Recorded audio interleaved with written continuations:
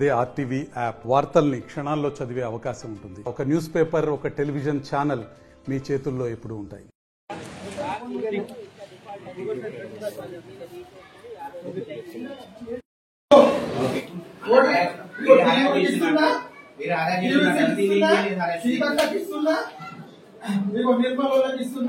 మీరు పాప మెంటల్ వచ్చినప్పుడు మీ పాప 2 అంటే మీకు అడగలేదు మా పాపకి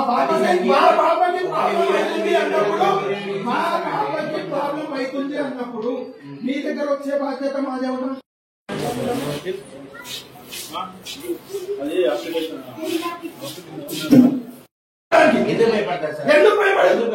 క్లాసులు మీరేం చేస్తున్నారు కదా?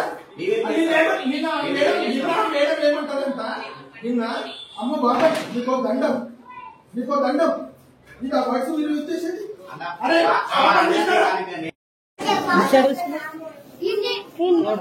స్కూల్ పేరు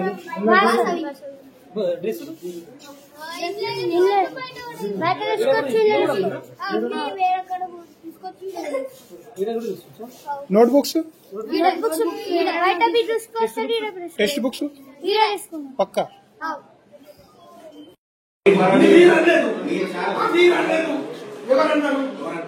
ఎవరన్నారు చెప్పండి కదా. మీ స్టాఫ్ అంటది కదా, మీరేం చేసారు? తనకి చెప్పాను కదా, తనకి చెప్పాను. మీరు వస్తే మీరు అందరూ కలిసి పంపిస్తారా? ఎందుకు ఏడిపిస్తాం సార్? రెస్పెక్ట్ చేయాలి. మీరు పేరెంట్ ప్రతి ఒక్కరు రెస్పెక్ట్ చేస్తున్నారు. ఏడ్చుకుంటే ఇంటికి వచ్చింది నేనుంటే పళ్ళు రాలగొడుతుంటే నన్ను పళ్ళు రాలగొడుతుంటే నేనుంటే ఒక అమ్మాయి మీకు ఒక పేరెంట్ గా ఇంటికి వచ్చి కంప్లైంట్ చేస్తే మీరు అందరు కలిసి ఆ స్టాఫ్ కలిసి మీరు అందరు కలిసి కాదు, రెగ్యులర్ గా బయట కూర్చున్నారు. పాపని ఏ క్లాస్ టీచర్ వాళ్ళు కూడా వద్దంటారు. ఎందుకంటే వీళ్ళ అమ్మో ఈ క్లాస్ ఏ క్లాస్ టీచర్ కూడా ఒప్పుకోరని ఎవరన్నారు? చెప్పండి. నేను చెప్పింది ఎవరన్నారో ఆన్సర్ చేయండి. అవన్నీ నాకు ఎవరన్నా ఇప్పుడు ఏమన్నారు చూడండి. ఇంతగా స్కూల్ ఫీజు కూడా ఇక్కడే కట్టినా. స్కూల్ ఫీజు కూడా ఫస్ట్ మొత్తం కట్టేసాను. నర్సరీ నుంచి 4th వరకు ఇక్కడే ఉన్నాయి. ఫస్ట్ నుంచి 4th వరకు ఇక్కడే ఉంది. డ్రెస్ అంతా మొత్తం కంప్లీట్ గా ఇక్కడే ఇస్తున్నా. బుక్స్ డ్రెస్ అన్ని మొత్తం కంప్లీట్ గా ఇక్కడే, బయట ఏం కొనేది లేదు.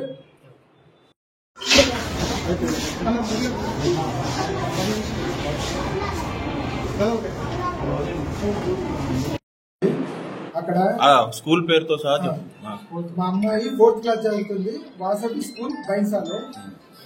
2 రోజుల ముందు ఏమైందనంటే కరెక్ట్ ఇన్ టైంకి వచ్చిన తను ఇన్ టైంకి వస్తే తనని అబ్సెంట్ గా చేసి తనకు లేట్ వచ్చిందని చెప్పేసి ఇంటి స్కూల్ క్లాస్ బయట 15-20 నిమిషాలు నిలబెడితే వచ్చి మేము ప్రిన్సిపల్ ని అడగడం జరిగింది. ఏమని, సార్ మా పాప ఇట్లా వస్తుంది, ఇట్లా కంప్లైంట్ చేస్తుంది, మీరు మీ టీచర్స్ కి చెప్పండి అని చెప్పేసి ఒక రోజు వచ్చి చెప్పిన తర్వాత మళ్ళీ సేమ్ అదే రోజు 8:30కి మార్నింగ్ నేను అమ్మాయిని స్కూల్లో దింపేసిన తర్వాత సేమ్ మళ్ళీ అదే 8:30కి వచ్చిన అమ్మాయిని మళ్ళీ లేట్కి వచ్చినామని చెప్పేసి మళ్ళీ తనని పనిష్ చేయడం జరిగింది.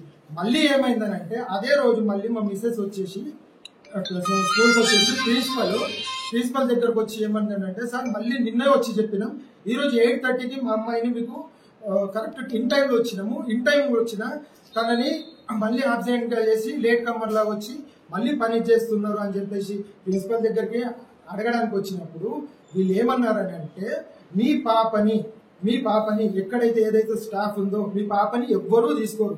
మీ పాప అంటే స్కూల్లో అందరు అమ్మో అని అంటున్నారు. ఈ పాపకి అసలు మా క్లాస్ టీచర్స్ లో ఎవ్వరు కూడా ఈ అమ్మాయిని తీసుకుందామని అంటే అబ్బో అంటున్నారు. ఎందుకు అని అంటే వచ్చి మీరు కంప్లైంట్ చేస్తారంట, కంప్లైంట్ చేస్తే మీరు ఆర్గ్యుమెంట్ చేస్తారట, అందుకని వచ్చేసి ఈ పాపని మీకు ఎవ్వరు ఈ స్కూల్లో ఎవ్వరు కూడా యాక్సెప్ట్ చేయరని చెప్పేసి అన్నారు. దీనికి తోడు ప్రిన్సిపల్ ఇక్కడ ఉన్నాడు, ప్రిన్సిపల్ కు ఇదే విషయాన్ని చెప్తే మీరు ఆ టీచర్ ముందు, ఆ టీచర్ ఎవరైతే క్లాస్ టీచర్ వాళ్ళు ఉన్నారో ఈ ప్రిన్సిపల్ తన ముందే మీ టీచర్ని ఎవరు తీసుకోరు, మీ పిల్లల్ని ఎవరు తీసుకోరు అని చెప్పేసి మీ పిల్లల్ని ఆ ప్రిన్సిపల్ ముందు అంటే ఇతను ఆమెతోటి కాంప్రమైజ్ అయిపోయి మా మిస్సెస్ ని 4 మాటలు ఎక్కువ మాట్లాడి కావాలంటే టీసీ ఇస్తానే వెళ్ళిపోండి, మీది రోజు ఇది హరాస్మెంట్ అవుతుందని చెప్పేసి అనడం జరిగింది. దానికోసం ఇప్పుడు నేను పేరెంట్ గా అండ్ నాకు తెలిసిన పేరెంట్స్ గా చాలా అందరు ఉన్నారు. వాళ్ళందరూ మేము ఇప్పుడు అప్లికేషన్ ఇస్తున్నాము. అందరూ ఇప్పుడు టీసీలు ఇవ్వాలని వాళ్ళకి మీ సాక్షిగా అందరికి వాళ్ళు టీసీలు ఇవ్వాలని చెప్పేసి కోరుకుంటున్నాను. మాకు టీసీలు కావాలి. ఇప్పుడు ఇది ఒక చిన్న ఇష్యూగా కాకుండా ఇది ప్రతి పేరెంట్ ఇష్యూ.